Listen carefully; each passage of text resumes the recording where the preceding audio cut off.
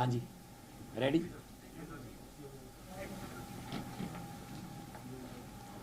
मैं धन्नवाद करदा सारे मीडिया के सज्जनों का। बहुत शॉर्ट नोटिस से तुहानूं इत्थे बुलाया गया तो बड़े गंभीर विषय पर तुहाडे नाल गल करनी है। पहले मैं हिंदी च कर देना, फिर मैं पंजाबी च बोलूँ।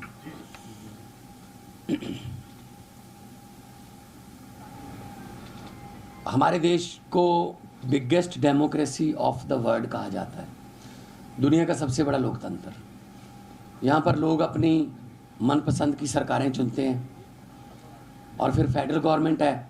फेडरल गवर्नमेंट हर स्टेट का जो बनता हक है वो उनको देती है, above the politics level, above the party level.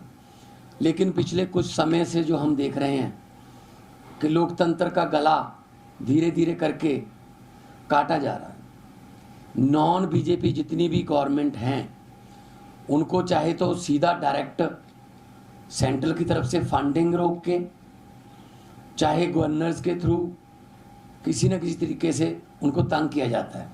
आम आदमी पार्टी को तो बहुत ही स्पेशल निशाने पर लिया हुआ है, क्योंकि आम आदमी पार्टी एक ऐसी पार्टी है जो बहुत तेज़ी से बढ़ रही है। नेशनल पार्टी बन गई है, सिर्फ महज 10 साल की उम्र है लगभग। तो ऐसे में बीजेपी का ये सोचना कि कांग्रेस को तो झेल लेंगे, कांग्रेस के साथ तो मिले भी हुए हैं ये, कांग्रेस को तो झेल लेंगे, लेकिन तीसरा कोई पैदा ना हो जाए, इस सिलसिले में उन्होंने दिल्ली में हमारे नेताओं पर ईडी के पर्चे बनाए, शराब घोटाले के पर्चे बनाए, हमारे बड़े बड़े नेताओं को जेल में किया। अरविंद केजरीवाल को जेल में दिया, एक सिटिंग सीएम को, हमारे डिप्टी सीएम को जेल में, हमारे राज्यसभा मेंबर संजय सिंह जेल में। जितने भी हमारे पर्दे के पीछे भी अगर काम करने वाले कोई कार्यकर्ता या कोई हमारे पॉलिसी मेकर थे, सबको जेल में दिया गया, डराया गया, धमकाया गया, बीजेपी ज्वाइन कर लो वरना मुश्किल हो जाएगी। तो जो ये डराने की, धमकाने की राजनीति है ये लगातार जारी है पूरे देश में। बंगाल में डीजीपी से लेकर सारे अफसर बदल दिए, क्योंकि इलेक्शन है। इलेक्शन लोगों से नहीं जीतते, ये इलेक्शन अपने ईडी, सीबीआई या इलेक्शन कमीशन या फिर जो अपने और डिपार्टमेंट हैं डराने वाले, ये उनके जरिए जीतते हैं। पिछले दिनों हमारे पंजाब से राज्यसभा सांसद अशोक मित्तल जी के यहाँ ईडी की रेड हुई। जो लवली यूनिवर्सिटी चलाते हैं वहाँ पे 40,000 के करीब स्टूडेंट जो है वो शिक्षा लेता है। 35 से ज़्यादा कंट्रीज से वहाँ पे स्टूडेंट वो पढ़ने के लिए आते हैं। क्योंकि वो आम आदमी पार्टी के राज्यसभा के सांसद हैं, इसलिए अचानक से वो दागी हो गए। आज संजीव अरोड़ा जी के घर पे इस समय ईडी की रेड चल रही है। संजीव अरोड़ा जी हमारे बिजली मंत्री हैं, हमारे लोकल बॉडीज मिनिस्टर हैं, बुरी तरह से उन्होंने बीजेपी को हराया था बाई इलेक्शन में लुधियाना से, तो आज वो भी दागी हो गए। मतलब क्या है? मतलब है बीजेपी द्वारा 2027 के विधानसभा की चुनाव की तैयारी शुरू। ईडी भेजो, इनकम टैक्स भेजो, नोटिस भेजो, डराओ, क्योंकि इनको तो 117 बंदे नहीं मिल रहे इलेक्शन में। इलेक्शन लड़ने के लिए 117 बंदे नहीं मिल रहे बीजेपी को, तो वो कह रही है ईडी भेज के डराओ, जा तो तुम लड़ो ना, जा हमारे वॉशिंग मशीन में से निकलो। तो बहुत ही खतरनाक रुझान है, लोकतंत्र की हत्या हो रही है, इसकी कड़े शब्दों में निंदा भी करते हैं। और सिर्फ और सिर्फ नॉन बीजेपी सरकारों को तंग किया जा रहा है, सिर्फ और सिर्फ विपक्ष के नेताओं पर ये ईडी का जो डंडा चलता है, और निकलता कुछ भी नहीं है उसमें। अरविंद केजरीवाल और मनीष सिसोदिया जी को बाइज्जत बरी कर दिया गया। बरी भी नहीं कहूंगा मैं, मुकदमा ही नहीं शुरू हो सकता उन दस्तावेजों को के आधार पर। जिसका मतलब इतना झूठा केस था कि मुकदमा ही नहीं हो सकता, लेकिन कहते हैं एक बार अंदर कर दो, बाद में इलेक्शन होने दो, फिर देखते हैं बाद में क्या होता है। हाँ, अगर कोई इनके आगे झुक गया, इनकी ईन मान ली, तो फिर वो वॉशिंग मशीन में से निकल के बिल्कुल दूध का धुला हो जाता है, उसके सारे दाग जो है वो मिट जाते हैं। क्या ये डेमोक्रेसी है? क्या ये लोकतंत्र है? ये डेमोक्रेसी नहीं है, ये डिक्टेटरशिप है। इन्होंने अभी बिहार का मुख्यमंत्री बनाया सम्राट चौधरी। कौन है वो? उस पर 7 कत्लों के केस का पर्चा है, जेल में रह के आया है, अपनी उम्र गलत बताई है, 3 बार उसने अपनी डेट ऑफ बर्थ चेंज की हुई है, कभी वो माइनर बन जाता है, कभी वो बालक बन जाता है। और ये जंगल राज की बात करते रहते हैं। तो अब कौन सा राज आ गया बिहार में? अब ये जंगल अच्छा है, जैसे वो ऐड आती है ना, दाग अच्छे हैं, तो जो बीजेपी द्वारा लगाए गए दाग हैं वो अच्छे हैं। जितना मर्जी ये हमें तंग कर ले, जितना मर्जी ये ईडी सीबीआई जो भी इनके पास एजेंसियां हैं भेज ले, लेकिन हम डरने वाले नहीं हैं। हम वो पत्ते नहीं हैं, खास तौर पे मैं कहना चाहता हूं, हम वो पत्ते नहीं हैं जो शाख से टूट कर गिर जाएंगे। आंधियों को कह दो अपनी औकात में रहें। हम डरने वाले नहीं हैं, हम वो मिट्टी से बने हुए नहीं हैं, हम किसी और मिट्टी से बने हुए हैं। अब पंजाब में इनको 1 या 2 सीट आती हैं विधानसभा में, अब पंजाब में उसको बढ़ाने के लिए ईडी का सहारा लिया जा रहा है। पंजाब में इनके पास कोई केडर नहीं है, कोई नेता नहीं है, इसलिए कांग्रेस से, अकाली दल से, जहां से मिलता ले लो। कांग्रेस का प्रधान ले लिया, कांग्रेस का एक्स सीएम ले लिया, कांग्रेस का एक्स खजाना मंत्री ले लिया, कांग्रेस का एमएलए ले लिया, कांग्रेस का एक्स एमपी ले लिया, मिनिस्टर ले लिए कांग्रेस के। बीजेपी ने एक कांग्रेस विंग बना रखा है पंजाब में, बीजेपी का कांग्रेस विंग, क्योंकि उनके केस होंगे, उन केसों को फिर दबाना भी है, तो वो उनको डरा के, उनको फाइलें दिखा के डराते हैं। ये लोकतंत्र है। मोदी साहब का ध्यान होना चाहिए था कि कैसे देश में बेरोजगारी खत्म की जा सकती है, कैसे अच्छे स्कूल हो सकते हैं, कैसे अस्पताल में अच्छा इलाज हो सकता है, कैसे करोड़ों नौजवानों को नौकरियां मिल सकती हैं, कैसे ये एलपीजी या पेट्रोलियम पदार्थों का जो जंग लगी हुई है उसमें से हमने बीच में से कैसे निकलना है, कि ताकि हमारे देश के लोगों पर या उनकी जेब पर कोई बोझ ना आए। ये इस बात पे ध्यान होना चाहिए था। इनका ध्यान है इसको सिक्योरिटी कम कर दो, इसकी सिक्योरिटी ऐड कर दो, इसके यहाँ ईडी भेज दो, इसके यहाँ सीडी भेज दो, इसके यहाँ पता नहीं क्या ईडीओ सीडीओ से ये मतलब राजनीति कर रहे हैं। सरकारें ऐसे चलती हैं क्या? सरकार तो फिर ट्रंप चला रहा है।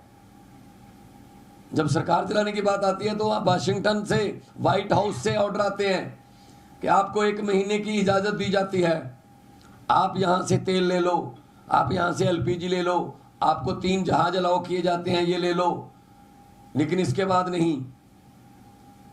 तो फिर बिशप गुरु बनने चले थे, बिशप चेले बन गए हम तो क्या ऐसे देश चलता है?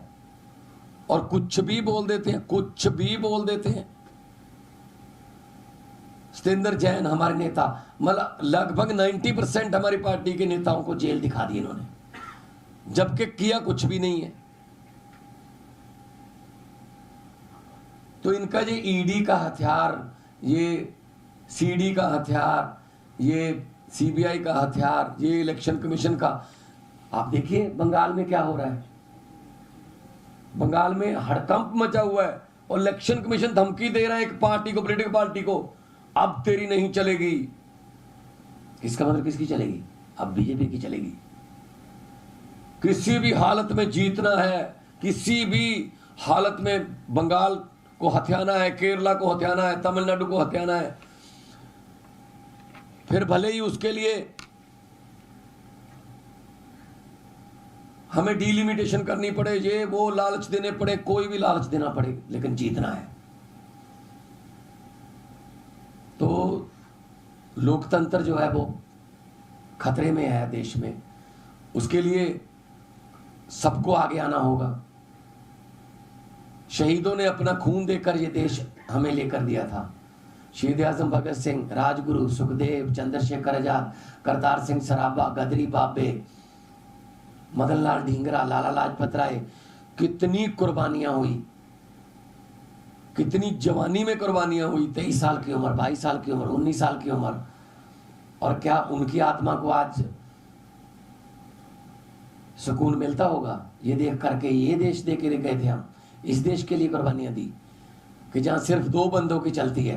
पहले हमने सुना था हम 2 हमारे 2, वो परिवार कल्याण का नारा था कि 2 बच्चे ही काफी और से माफी। अब क्या है? अब भी हम 2 हमारे 2 ही हैं। अभी भी अमित शाह और मोदी हैं, हम 2 और हमारे 2, आगे उनके भी 2 हैं, अंबानी और अडानी। तो हम 2 हमारे 2 के नारे पर ये सरकार चल रही है। बाकी 140 करोड़ का कोई नहीं पूछता, किस्मत पे छोड़ रखे हैं लोग। सख्त शब्दों में निंदा करते हैं हम कि जिस तरीके से ये डेमोक्रेसी का कत्ल कर रहे हैं। राज्यपाल पॉलिटिकल रैलियां करने के लिए रखे हुए हैं, राज्यपाल बिल पर बैठ जाते हैं, 2-2 साल बिल पास नहीं होते, 4-4 साल बिल पास नहीं होते, सुप्रीम कोर्ट में जाना पड़ रहा है स्टेटों को। जब सुप्रीम कोर्ट ने ऑर्डर किया कि राज्यपाल और राष्ट्रपति बिल नहीं रोक सकते, वो ठंडे बस्ते में डाल दिया, जजों की बदली, जजों के फाइलें निकाल ली। मतलब किसी को तो छोड़ेंगे।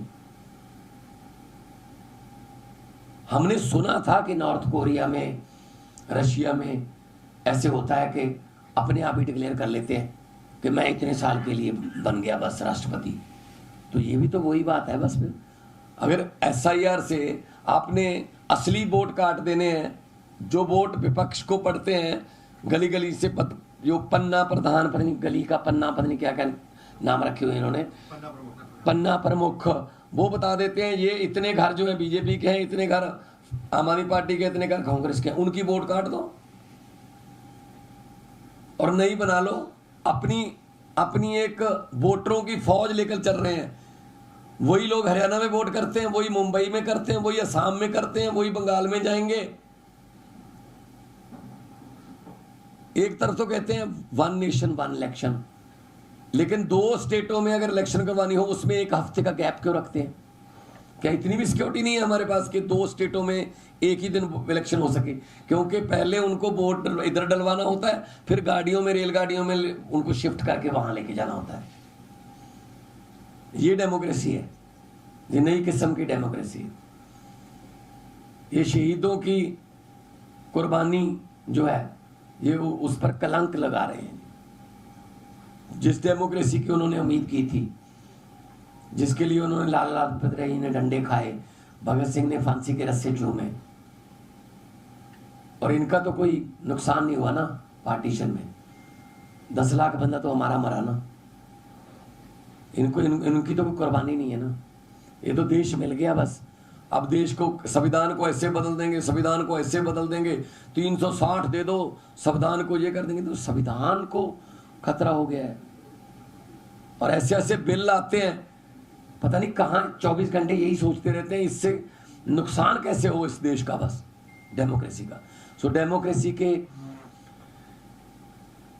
इस कत्ल पर चिंता भी व्यक्त करते हैं, लेकिन हम तो लगे हुए हैं। अरविंद केजरीवाल हमारे जर्नैल हैं, हम तो लगे हुए हैं। हम इनसे डरने वाले नहीं हैं, हम घबराने वाले नहीं हैं। भेज दें ईडी, भेज दें सीडी, भेज दें बीडी, जो भी इनका डिपार्टमेंट है हमारे पास भेज दें, हम इनको अपना हिसाब भी देंगे, सब कुछ देंगे। जैसे ही आम आदमी पार्टी में या किसी और पार्टी में कोई बंदा जाता है, एकदम से वो करप्ट हो जाता है, और जैसे ही बहुत महा करप्ट बंदा बीजेपी में आता है, एकदम से धुल जाता है।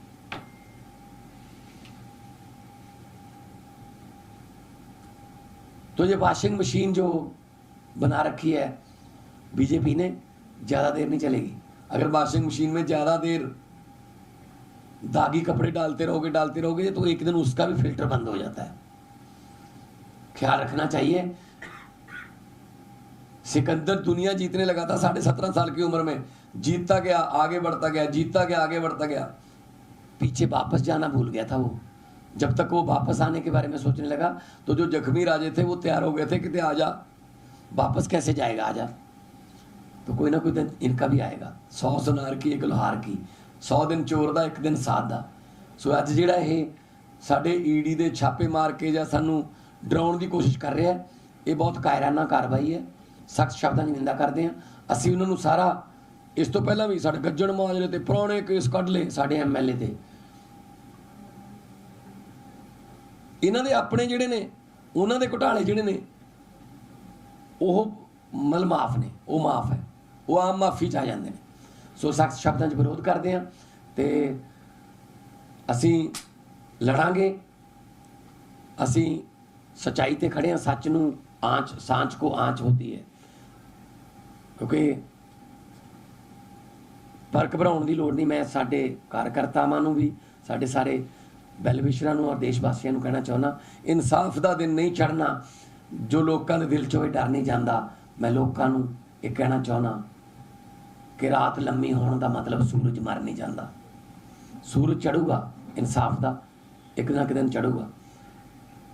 700-800 साल राज करके गए मुगल साडे ते, तो फिर भी खत्म हो गए। हालांकि कोई विरोधी पार्टी नहीं सी उस वेले, क्योंकि ना घसुन मारदा ना लत्त मारदा, रब जो मारदा मत मारदा। इन्हां दी मत बजी हुई है हुण। जिस किस्म का हंकार, जिस किस्म का प्राउड लैके ये तुर रहे ने, पूरी दुनिया च लानतां पै रहीआं ने इस वक्त। सिर्फ चंद मीडिया वाले ने जिहड़े कहंदे ने कमाल का मास्टर स्ट्रोक, नरेगा हटा दो तां भी मास्टर स्ट्रोक, नरेगा ला दो तां भी master stroke, operation संदूर master stroke, Trump ने ऑपरेशन संदूर बंद कराता मास्टर स्ट्रोक, ईरान नाल कोई लड़ाई नहीं सी मास्टर स्ट्रोक। हुण आपां उत्थों लिया करांगे तेल फलाने तो मास्टर स्ट्रोक। उन्होंने इन्ने मास्टर स्ट्रोक ने कि तो उन्होंने तो लिख के आउंदा जी कि आ पढ़ना है भाई अज शाम नूं, पढ़ देंदे ने, कोई गल नहीं। हंगरी च होया तुसीं देखिओ हुण, हंगरी दे उत्थे भी ऐं करदे सी। उन्हें जुडिशली भी खरीद रखी सी, उन्हें मीडिया भी खरीद रखा सी, उन्हें सब कुछ सारे सोर्सिस रिसोर्सिस सारे खरीद रखे सी। हंगरी दी जिहड़ा डिक्टेटर सीगा, वोटां पवाइयां, बहुत बुरी तरह हार गया। जदों लोग एक पासे हो जाण, नेरी आवे, फिर नेरी अगे कुछ नहीं हटदा हुंदा। सो मैं इन्होंने कहना चाहुंदा 2027 की जे तैयारी करनी है तो लोकां 'च जाके करो, ना कि ईडियां सीडियां नाल। बहुत बहुत धन्नवाद, बहुत बहुत धन्यवाद। बस